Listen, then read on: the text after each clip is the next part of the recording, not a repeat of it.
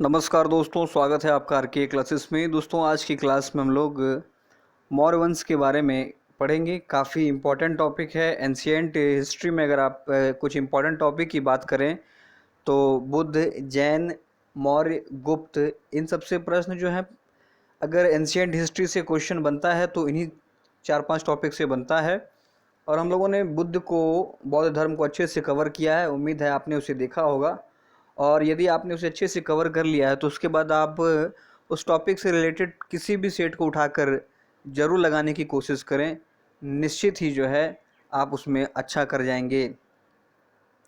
Handy ten notes है, आप मेरे साथ में ही इसे बनाते चलें। वीडियो अगर आपको अच्छा लगता है तो इसे लाइक करें और शेयर करें, ठीक है। और यदि आप चैनल पर नए हैं तो इसे सब्सक्राइब करें। ये हमारा क्रैश कोर्स होगा। एक ही वीडियो में हम लोग मौर्य के सभी महत्वपूर्ण पॉइंट्स को कवर करेंगे, इसे अच्छे से समझेंगे। तो चलिए शुरू करते हैं। मौर्य वंश, सबसे पहले देखेंगे कि मौर्य वंश का जो है कार्यकाल है, ये 323 से 185 BC तक, ठीक है। और इस वंश के बारे में हमें जो जानकारी मिलती है उनके स्रोतों को देखेंगे, ठीक है, जिसमें कि हमारा आ जाएगा साहित्यिक स्रोत, फिर शिलालेख वगैरह ये सब। तो अगर जानकारी के स्रोत की बात करें तो जैसे आप देखें, अर्थशास्त्र, कई दफ़ा इससे क्वेश्चन पूछा जा चुका है। देखिए, अर्थशास्त्र की रचना जो है चाणक्य ने की थी, ठीक है। इनका दूसरा नाम विष्णुगुप्त या कौटिल्य भी इन्हें कहा जाता है। और सबसे बड़ी बात, ये जो अर्थशास्त्र पुस्तक है ये मौर्यकालीन राजनीति पर आधारित है। और अर्थशास्त्र की तुलना जो है मैकियावेली के प्रिंस से की जाती है। ये तीनों प्रश्न आपसे एग्जाम में पूछा जा चुका है कि अर्थशास्त्र की रचना किसने की थी, तो चाणक्य या कौटिल्य, विष्णुगुप्त। फिर ये पुस्तक जो है किस पर आधारित है, तो ध्यान रखिएगा ये राजनीति पर आधारित है, ठीक है। और इसकी तुलना जो है प्रिंस से, मैकियावेली के प्रिंस से की जाती है। अगला, आप अगर मौर्य साम्राज्य की जानकारी के स्रोत में अगर शामिल करेंगे तो ये है महाभाष्य, जो लिखा था पंतजलि ने। ध्यान रखिए, सवाल ऐसे भी डायरेक्ट पूछ लिया जाता है, महाभाष्य की रचना किसने की, राजतरंगिणी की रचयिता कौन है, इस टाइप से भी पूछा जाता है। तो ये पुस्तक के नाम है, आपको ध्यान में रखने होंगे। मुद्रा राक्षस जो है, जो लिखा था विशाख दत्त ने, इससे भी मौर्य साम्राज्य के बारे में हमें जानकारी प्राप्त होती है। और सबसे महत्वपूर्ण पुस्तक है इंडिका, जो कि लिखा था मेगास्थनीज ने, ठीक है। मेगास्थनीज जो है ये चंद्रगुप्त मौर्य के दरबार में रहता था। अगली जो पुस्तक है कल्पसूत्र, जो कि लिखा था भद्रबाहु ने, यह भी मौर्य के बारे में, मौर्यकालीन साम्राज्य के बारे में जानकारी प्रदान करता है। अष्टाध्यायी, ठीक है, ये लिखी है पाणिनि ने, ध्यान रखें। नेक्स्ट है राजतरंगिणी, जो कि कलहन द्वारा लिखी गई है। और इसमें चर्चा किया गया है कि अशोक का शासन कश्मीर पर भी था। सवाल इस तरह से भी बनता है कि कश्मीर के इतिहास के बारे में जानकारी हमें कहाँ से मिलती है, या राजतरंगिणी संबंधित है, तो ध्यान रखिए कश्मीर के इतिहास से। यह क्वेश्चन कई दफ़ा पूछा जा चुका है। अगला है कथा चरित सागर, जो लिखा है सोमदेव ने। तो इतने सारे जो साहित्य थे, इन सभी से हमें मौर्यकालीन साम्राज्य के बारे में जानकारी मिलती है, अलग अलग समयों की। तो आप सभी पुस्तकों की लिस्ट को जरूर ध्यान में रखें। अब अगर अभिलेखों की बात की जाए तो देखिए, भारत में कहता है कि भारत में सबसे प्राचीन जो है अभिलेख, ये अशोक के अभिलेख को माना जाता है, ठीक है। और अशोक के जो भी अभिलेख हुए, इनमें खरोष्ठी, ब्रह्मी, ग्रीक और अरमाइक लिपि में प्रयोग किया गया, इन्हें लिखा गया है, ठीक है। 4 भाषाओं का प्रयोग किया गया है, खरोष्ठी, ब्रह्मी, ग्रीक एवं अरमाइक। और यदि पूछ लिया जाए कि इन अभिलेख को सबसे पहले पढ़ा किसने था, तो ध्यान रखिए अशोक के अभिलेख को सबसे पहले 1837 में जेम्स प्रिंसेप ने पढ़ा था, ठीक है। जेम्स प्रिंसेप ने इन अभिलेखों को पढ़ा, कब, 1837 में। लेकिन अगर पूछ ले कि इस अभिलेख को खोजा किसने था, तो ध्यान रखें अशोक के अभिलेख की खोज जो है ये पाड्रिटी पैंथलर ने 1750 ईस्वी में इसकी खोज की थी। तो इन सभी चीज़ों से हमें मौर्यकालीन साम्राज्य, मौर्यकालीन इतिहास के बारे में जानकारी मिलती है। और अब हम लोग पढ़ेंगे मौर्यकालीन जो महत्वपूर्ण शासक हुए, जैसे कि हमारा पहला शासक है चंद्रगुप्त मौर्य, ठीक है, 323 से 298 BC।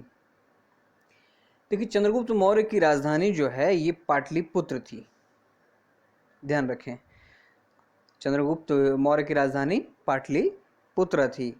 फिर देखिए, यूनानी लेखकों ने, जो यूनानी लेखक थे, उन्होंने चंद्रगुप्त मौर्य को सेंड्रोकोटस कहा था।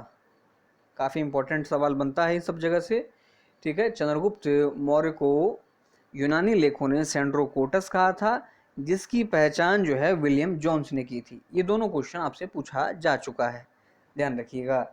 चंद्रगुप्त मौर्य को यूनानी लेखकों ने क्या कहा था? सेंड्रोकोटस। और इसकी पहचान किसने की थी? तो विलियम जोन्स ने। देखिए, चंद्रगुप्त मौर्य ने चाणक्य की सहायता से जो है ये घनानंद की हत्या कर दी, जो कि नंद वंश का अंतिम शासक था, ठीक है। और इसी की हत्या करने के बाद जो है 25 वर्ष की आयु में चंद्रगुप्त मौर्य ने मौर्य वंश की स्थापना की थी। ध्यान रखिएगा, किसकी हत्या करके? घनानंद की हत्या करके। और मौर्य वंश जो है ये प्रथम भारतीय साम्राज्य कहलाता है। चंद्रगुप्त मौर्य के दरबार में देखिए 2 यूनानी लेखक रहते थे, जस्टिन और प्लूटार्क, ठीक है। जस्टिन और प्लूटार्क 2 यूनानी लेखक थे जो कि चंद्रगुप्त मौर्य के दरबार में रहते थे। जस्टिन को चंद्रगुप्त मौर्य का बेटा कई जगह पर माना जाता है इतिहासकारों के द्वारा। और इन्हीं दोनों यूनानी लेखकों के अनुसार कहा जाता है कि चंद्रगुप्त मौर्य के दरबार में लगभग 6,40,000 की सेना थी और संपूर्ण भारत पर इसका अधिकार था, ठीक है। इसलिए जो है चंद्रगुप्त मौर्य को भारत का चक्रवर्ती सम्राट कहा जाता है। अब देखिए, आपसे सवाल पूछ लेगा कि भारत का चक्रवर्ती सम्राट किसे कहा जाता है, तो ध्यान में रखना है चंद्रगुप्त मौर्य को, क्योंकि संपूर्ण भारत पर इसका अधिकार था, ठीक है। चाहे वह पश्चिमी भारत हो, पूर्वी भारत हो, उत्तर भारत हो, दक्षिण भारत हो, ठीक है। लेकिन केवल एक स्थान था जिसको वह जीत नहीं पाया था, और यह स्थान था कलिंग।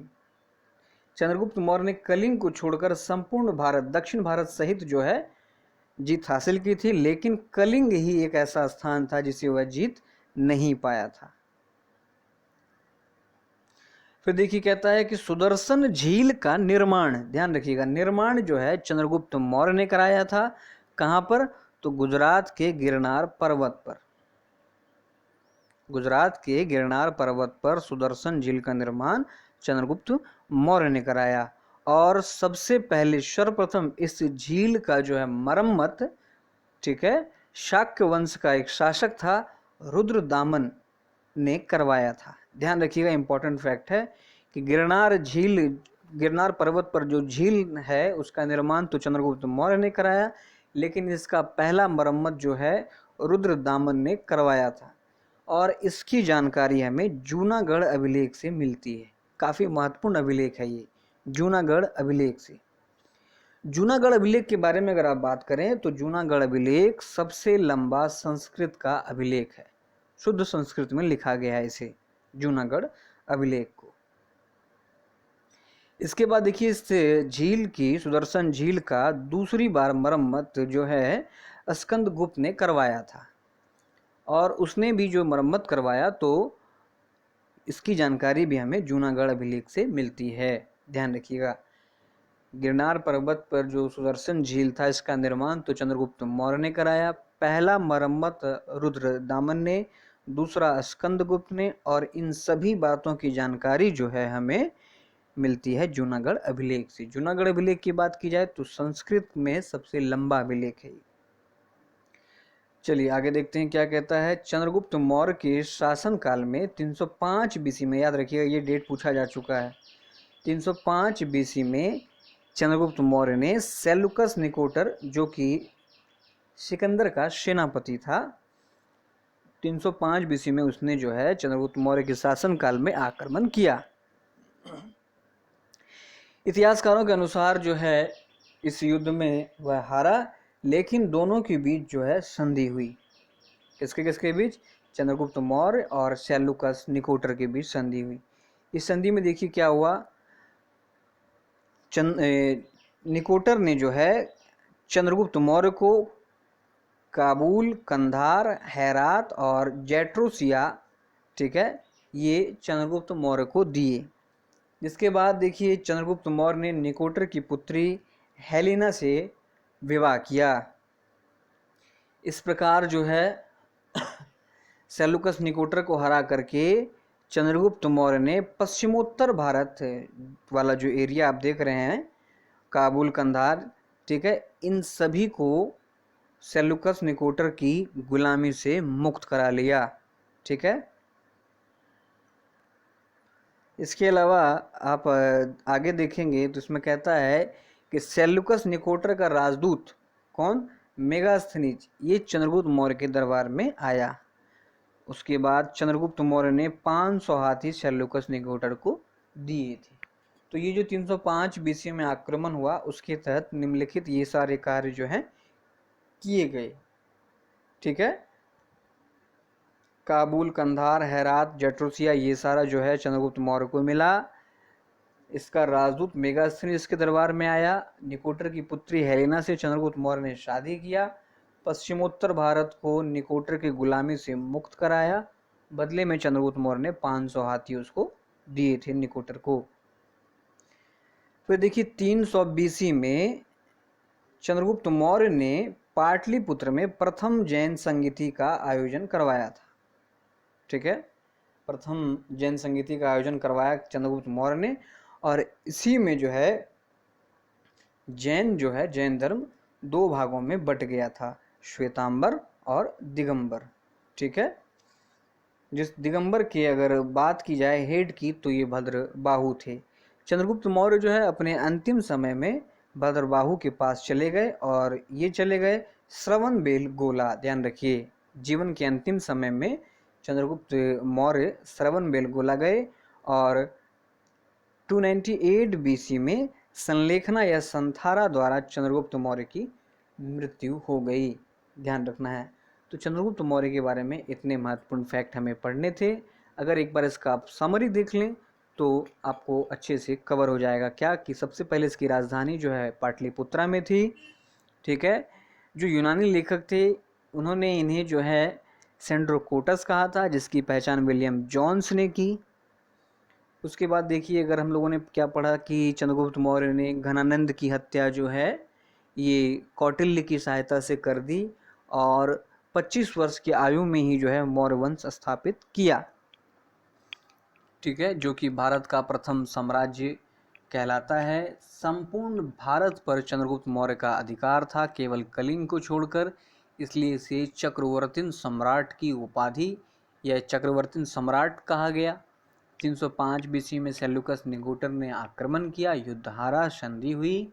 इसके तहत क्या क्या हुआ हम लोगों ने देखा, और प्रथम बौद्ध संगीति का आयोजन इसी के काल में हुआ, जिसमें कि जैन, जिसमें कि दो भागों में बट गया, और जीवन के अंतिम समय में चंद्रगुप्त मौर्य जो है श्रवण बेलगोला गए, जहाँ संथारा प्रथा द्वारा उनकी मृत्यु हो गई। चलिए आगे बढ़ते हैं। अगला जो शासक है ये है बिंदुसार। तो देखिए चंद्रगुप्त मौर्य का उत्तराधिकारी कौन हुआ? बिंदुसार जो है ये चंद्रगुप्त मौर्य का उत्तराधिकारी हुआ। देखिए इसके बिंदुसार के कई सारे नाम हैं। जैसे देखिए बिंदुसार को वायु पुराण में भद्रसार कहा गया है।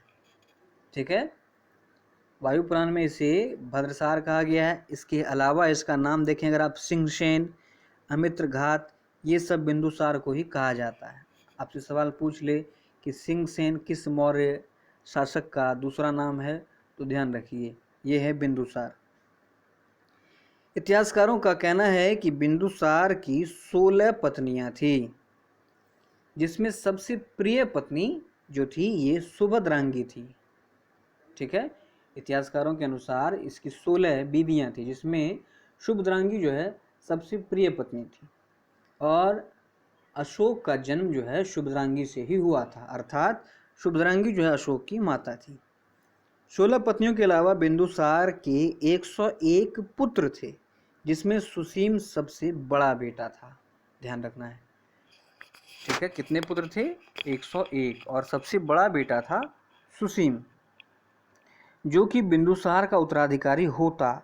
लेकिन अशोक ने अपने 99 भाइयों की हत्या कर दी और स्वयं जो है मौर्य वंश का शासक बना था। केवल अशोक ने अपने एक भाई जिसका नाम था तिश की हत्या नहीं की थी, जो कि सिंघल या श्रीलंका का राजा बना था। ध्यान रखना है आपको। आगे अगर बढ़े तो देखिए, कहता है कि बिंदुसार के शासनकाल में सुसीम जो है ये तक्षशिला का और अशोक उज्जैन का राज्यपाल था। बिंदुसार के काल में ही जो है तक्षशिला में विद्रोह हुए, ठीक है, जो कि विद्रोह किया था कीचक नामक एक शासक ने। ध्यान रखिए, ये सवाल पूछा जा चुका है कि किस के काल में तक्षशिला में विद्रोह हुआ था, तो वो शासक था बिंदुसार। अब इस विद्रोह को दबाने के लिए सबसे पहले बिंदुसार ने जो है सुसीम को भेजा, लेकिन वह विद्रोह को दबाने में असफल रहा, जिसके बाद बिंदुसार ने अशोक को भेजा था और इसने विद्रोह को सफलतापूर्वक दबा दिया था। देखिए, बिंदुसार के दरबार में ही सीरिया से डाइमेकस, ध्यान रखिएगा ये इंपॉर्टेंट सवाल है, कहाँ से? सीरिया से डाइमेकस, जिसे कि मेगास्थनीज का उत्तराधिकारी भी माना जाता है, तो ध्यान में रखना है। डाइमेकस कहाँ से? सीरिया से। और मिस्र से डायनोसियस आया था। डायनोसियस कहाँ से आया था? मिस्र से। सवाल इन सबसे पूछा जा चुका है, तो आपको ध्यान में रखना है। बिंदुसार जो है ये आजीवक संप्रदाय का अनुयायी था, ये भी ध्यान रखना है आपको। किस संप्रदाय का अनुयायी था बिंदुसार? आजीवक संप्रदाय का। और यदि आजीवक संप्रदाय की स्थापना के बारे में पूछ ली जाए तो इसकी स्थापना मक्खली गोशाल ने की थी, जो कि कई दफ़ा आपसे एग्जाम में पूछा जा चुका है कि आजीवक संप्रदाय की स्थापना किसने की थी, तो ध्यान रखें, मक्खली गोशाल ने। तो बिंदुसार के बारे में हमें इतनी महत्वपूर्ण फैक्ट ध्यान में रखना है। क्या क्या, एक बार आप देख लें कि ये अशोक का जो है उत्तराधिकारी हुआ, ठीक है। इसके कई सारे नाम हैं, सिंहसेन, भद्रसार, अमित्रघात। इतिहासकारों के अनुसार इसकी 16 पत्नियां थी और 101 पुत्र थे, जिसमें कि सबसे बड़ा बेटा सुसीम था, जो कि बिंदुसार का उत्तराधिकारी होता। लेकिन अशोक ने अपने 99 भाइयों की हत्या कर दी, केवल एक भाई तिश को छोड़ करके, और यही तिश आगे जाके श्रीलंका का शासक बनता है, जिसके पास अशोक ने अपने पुत्र एवं पुत्री को बौद्ध धर्म के प्रचार हेतु भेजा था। अब जो हमारा है महत्वपूर्ण है अशोक, तो आपको ध्यान में रखना है कि अशोक के नाम की जानकारी हमें किन अभिलेखों से मिलती है। तो आप ध्यान रखिए, अशोक के नाम की जानकारी हमें मास्की, ठीक है, मास्की और गुजरा अभिलेख से मिलता है। यदि आपसे पूछ लिया कि गुजरा अभिलेख कहाँ से मिला है, तो ध्यान रखिए ये एमपी के दतिया में है, ये आपको ध्यान में रखना है। मास्की और गुजरा अभिलेख, इस अभिलेख से हमें क्या पता चलता है, तो अशोक के नाम के बारे में पता चलता है। ये जो गुजरा अभिलेख है ये मध्य प्रदेश के दतिया में है।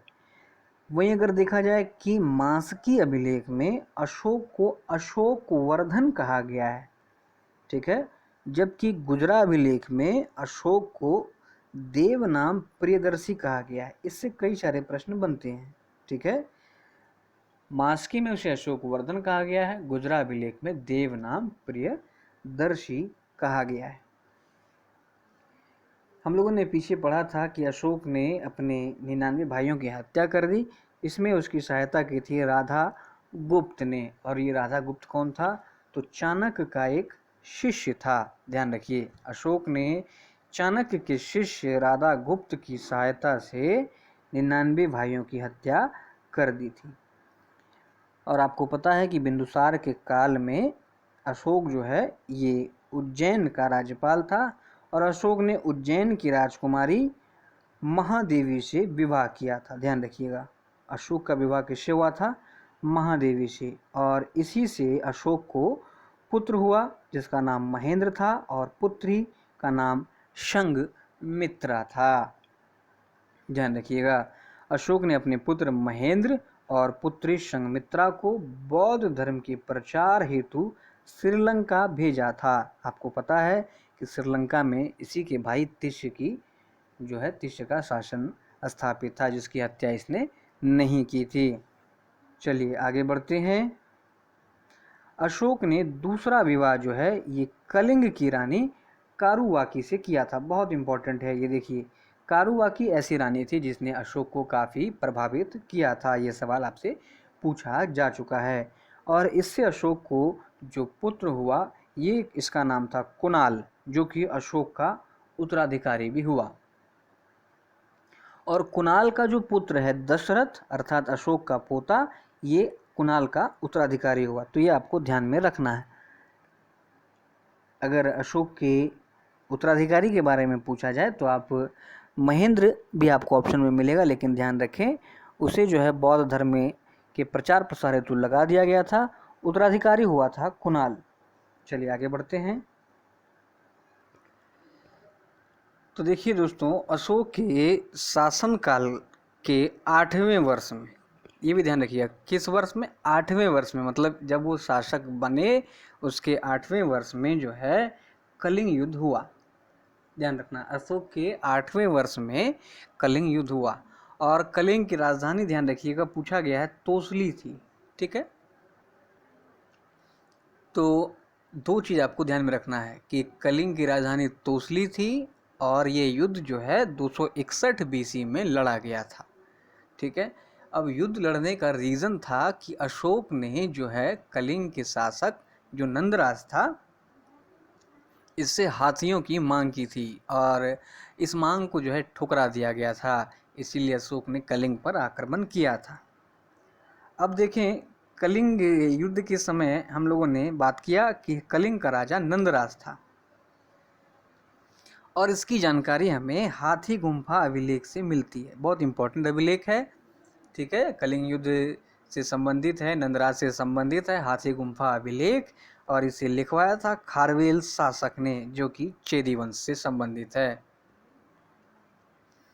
फिर देखिए, कलिंग युद्ध के बाद जो है अशोक के जो तौर तरीके थे या अशोक की जो सोच थी उसमें एक अमूल परिवर्तन आया और इस परिवर्तन के कारण कलिंग युद्ध के बाद जो है अशोक ने बौद्ध धर्म को अपना लिया।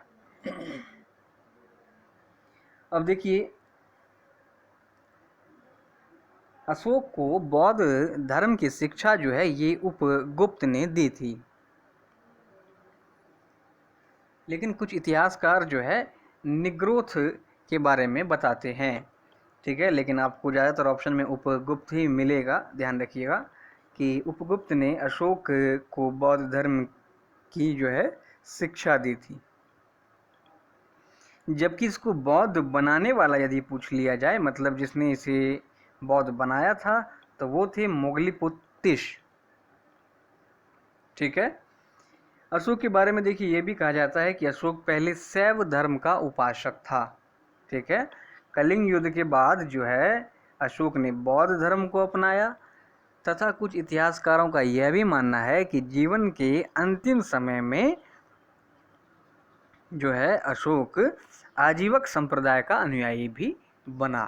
इसका प्रमाण इतिहासकार देते हैं क्योंकि अशोक ने आजीविकों के रहने हेतु कई सारी गुफाओं का निर्माण करवाया था।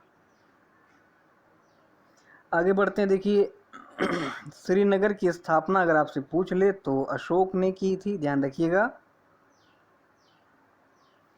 अपने शासनकाल के 10वें वर्ष में अशोक ने जो है बौद्ध गया का भ्रमण किया था। ध्यान रखिएगा, अपने भ्रमण, अगर अशोक से एक प्रश्न बनता है कि उन्होंने जिस जिस जगह पर भ्रमण किया उसको आपको मतलब सीरियली वाइज सजाने के लिए पूछता है, तो आपको ध्यान क्या रखना है कि सबसे पहले जो शासनकाल के 10वें वर्ष में अशोक ने बौद्ध गया का भ्रमण किया था। ठीक है। और अपने शासनकाल के 20वें वर्ष में अशोक लुम्बिनी गया तथा लुम्बिनी को कर मुक्त कर दिया गया। ध्यान रखिएगा, अशोक ने किसे कर मुक्त कर दिया था? लुम्बिनी को। चूंकि अशोक लुम्बिनी गया, वहां पर कर मुक्त कर दिया, इसकी जानकारी हमें किससे मिलती है? तो ध्यान रखिए, रुम्मनदेई अभिलेख से। बहुत इंपॉर्टेंट अभिलेख है, रुम्मनदेई अभिलेख से। ठीक है, चलिए आगे बढ़ते हैं। कहता है कि भारत का सबसे बड़ा स्तूप जो है, सांची का स्तूप, अशोक ने मध्य प्रदेश में बनवाया था।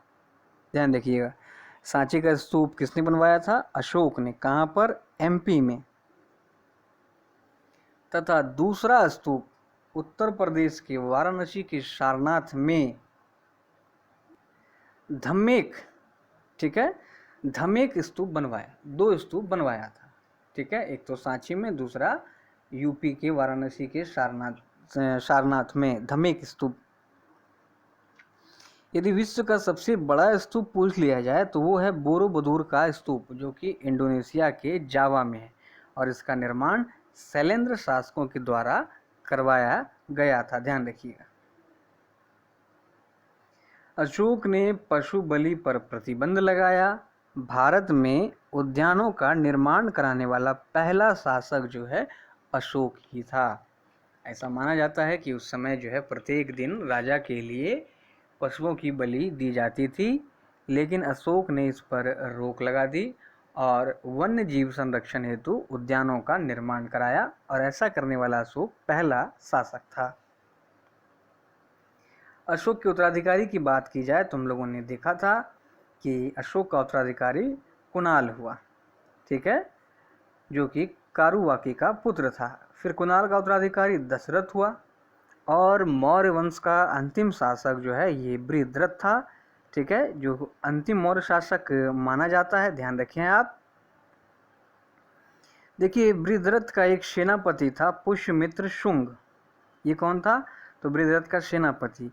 और पुष्यमित्र शुंग ने जो है बृहद्रथ की हत्या कर दी थी, और हत्या करके क्या किया? शुंग वंश की स्थापना की थी। ये ध्यान रखिएगा आप।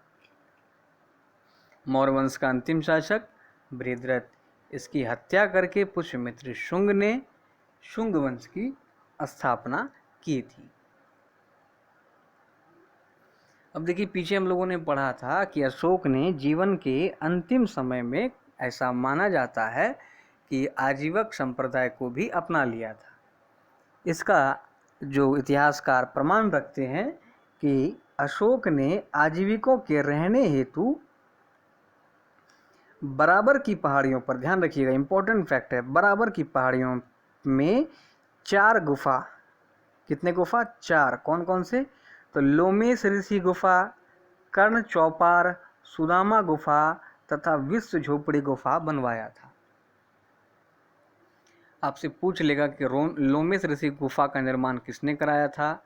तो ध्यान रखिए, 4 गुफा आपको ध्यान में रखना है। लोमेश ऋषि गुफा, चौपार, कर्ण चौपार, सुदामा गुफा और विश्व झोपड़ी का निर्माण आजीविकों के रहने हेतु अशोक ने बराबर की पहाड़ियों पर करवाया था। अब हम लोग पढ़ेंगे अशोक के महत्वपूर्ण शिलालेख। ठीक है, यदि आप पहले शिलालेख की बात करें तो इसमें क्या कहा गया है कि संपूर्ण प्रजा मेरी संतान के समान है।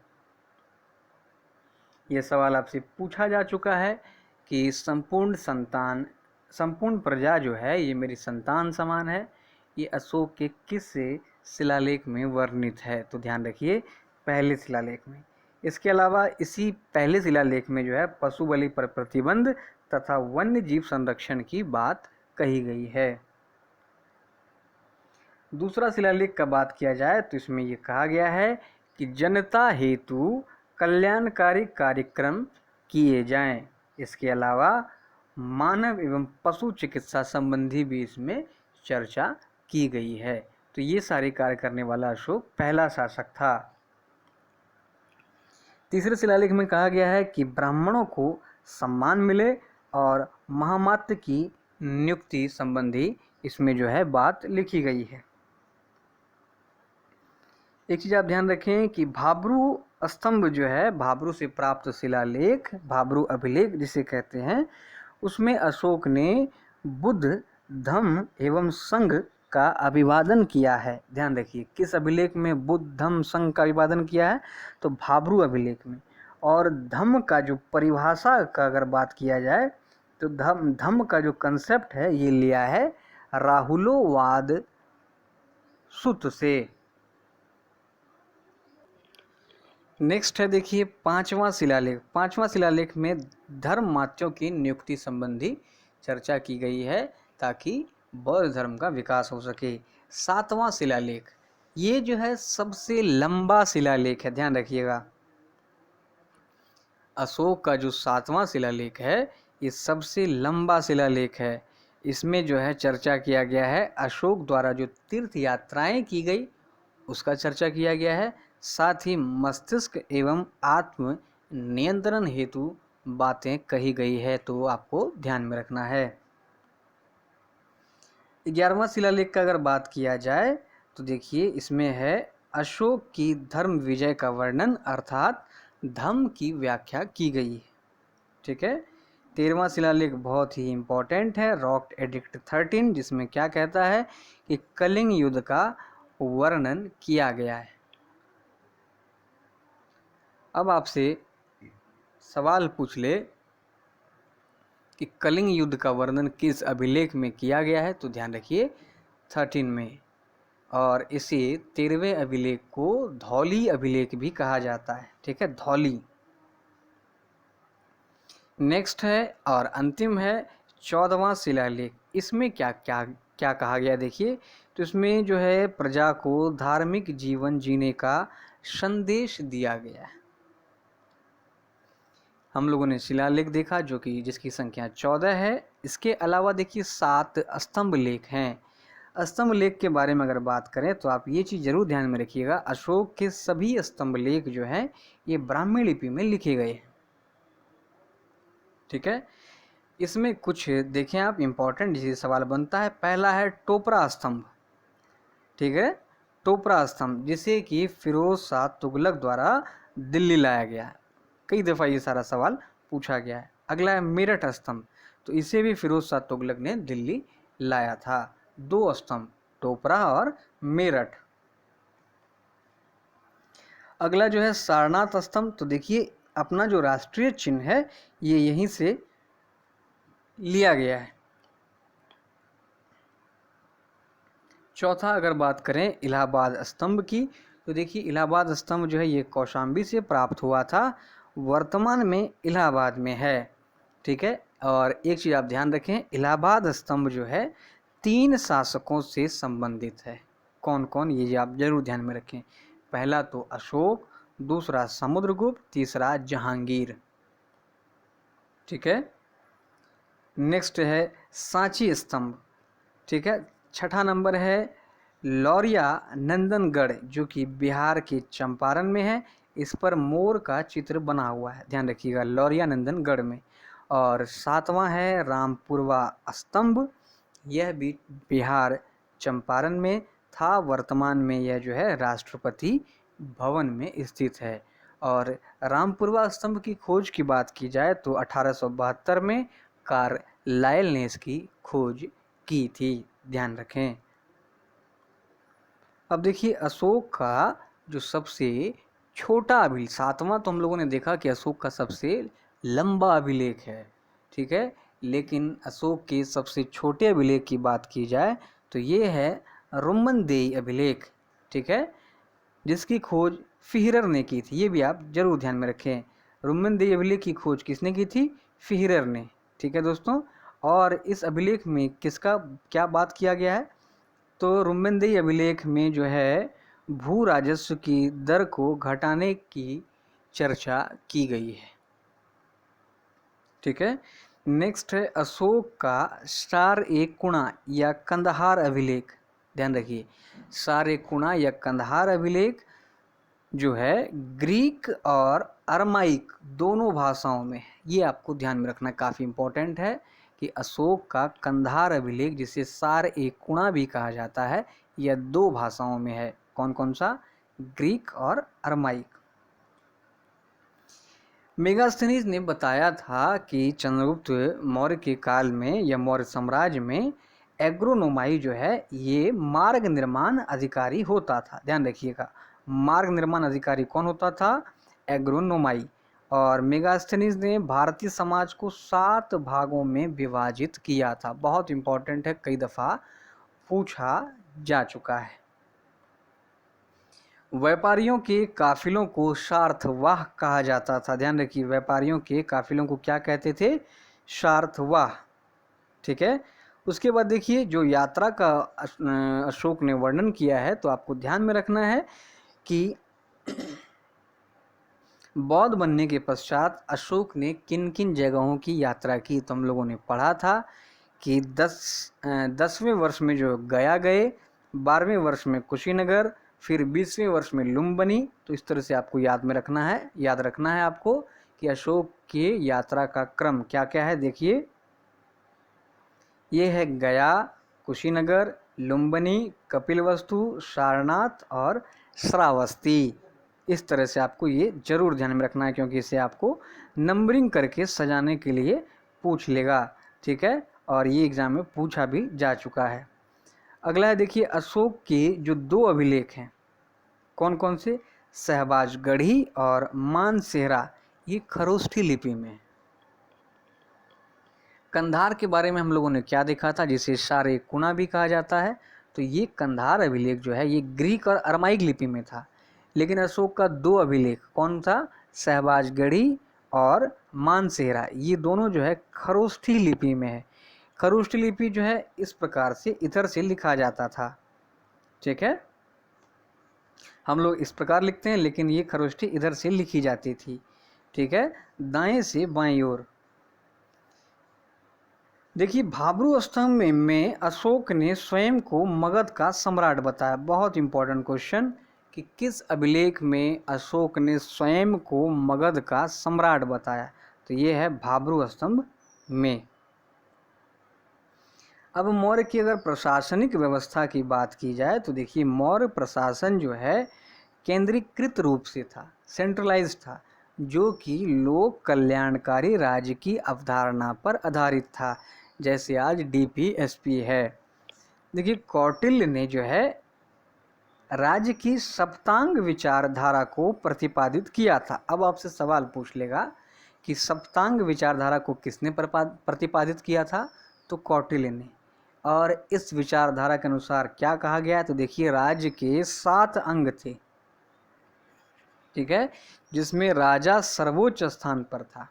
और ये 7 अंग क्या क्या थे? देखिए, राजा, अमात्य, जनपद, दुर्ग, कोश, दंडसेना या मित्र। तो आपको ध्यान में रखना है, यहाँ पर भी एक सवाल बनता है कि सबसे जो है सप्तांग विचारधारा में सबसे अंतिम स्थान किसका था? मित्र का। मौर्यकालीन न्याय व्यवस्था की अगर बात की जाए, तो आपको ध्यान में रखना है कि सर्वोच्च न्यायालय के रूप में अगर जो बात किया जाए पोजीशन, तो वो मौर्य सम्राट का होता था, जो भी राजा है।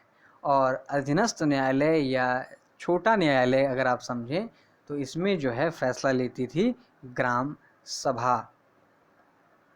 ठीक है, और अर्थशास्त्र के अनुसार 2 प्रकार के न्यायालय थे, ध्यान रखिए, ये पूछा जा चुका है। ये कौन से थे? तो एक था धर्म अस्थीय, दूसरा था कंटक शोधन। पहला धर्म अस्थीय, दूसरा कंटक शोधन। धर्म अस्थीय में देखिए, दीवानी संबंधी मामलाओं को देखा जाता था, जैसे कि आप देखें स्त्री धन विवाह इत्यादि। और कंटक शोधन में फौजदारी मामला देखा जाता था। अगर बात करें मौर्यकालीन गुप्तचर व्यवस्था की, तो देखिए, गुप्तचर विभाग को महामात्या सर्प कहा जाता था। जैसे अपना कोई भी गुप्तचर विभाग है, आईबी है, रॉ है, तो इस टाइप की इसे क्या कहा जाता था? महामात्य सर्प। और जो गुप्तचर होते थे उन्हें गूढ़ पुरुष कहा जाता था। गूढ़ पुरुष। गुप्तचर भी देखिए कई प्रकार के होते थे। जैसे अगर आप देखें, तो ऐसे जो संगठित होकर कार्य करते थे उन्हें संस्था कहा जाता था। जो घूम कर कार्य करते थे उन्हें संचरा कहा जाता था और पुलिस को रक्षिण कहा जाता था। इसे आपको ध्यान में रखना है। देखिए कुछ इंपॉर्टेंट फैक्ट जो है समरी के रूप में अगर आप देखें तो रुम्मनदेही अभिलेख में कर में छूट का वर्णन है, जो कि सबसे छोटा अभिलेख है। इसकी खोज फेहरर ने की थी, हम लोगों ने पीछे पढ़ा। फिर देखिए अगला जो फैक्ट है, कहता है कौशाम्बी और प्रयाग स्तंभ लेख को रानी का अभिलेख भी कहते हैं। क्यों कहते हैं? क्योंकि इसमें अशोक की पत्नी जो कारुवाकी है, इनके द्वारा दान किए गए संबंधी